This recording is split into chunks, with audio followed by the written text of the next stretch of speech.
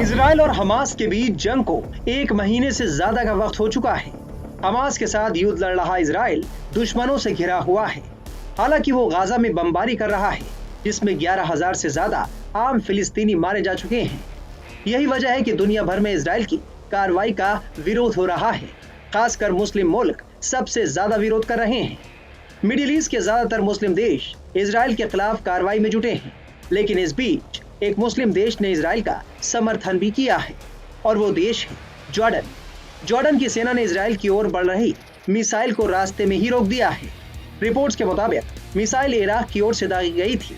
इससे पहले यमन के हूती विद्रोहियों ने भी इजराइल पर मिसाइल दागी थी, लेकिन इजराइल डिफेंस सिस्टम ने उसे नाकाम कर दिया था। हालांकि जॉर्डन गाजा में इजराइल बमबारी का विरोध कर रहा है।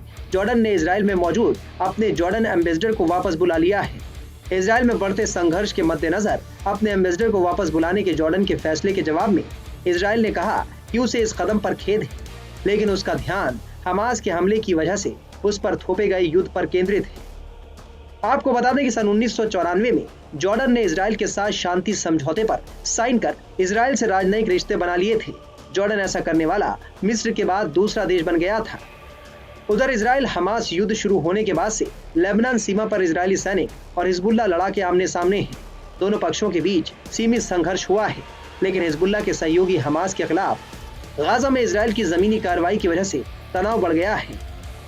बता दें कि 7 अक्टूबर को हमास ने इजराइल पर 20 मिनट में 5,000 रॉकेट दागे थे, जिसके बाद इजरायली सेना ने हमास के खिलाफ एक्शन शुरू किया था और अब इजराइल गाजा में घुसकर बमबारी कर रहा है। टाइम्स नाउ भारत डिजिटल की रिपोर्ट।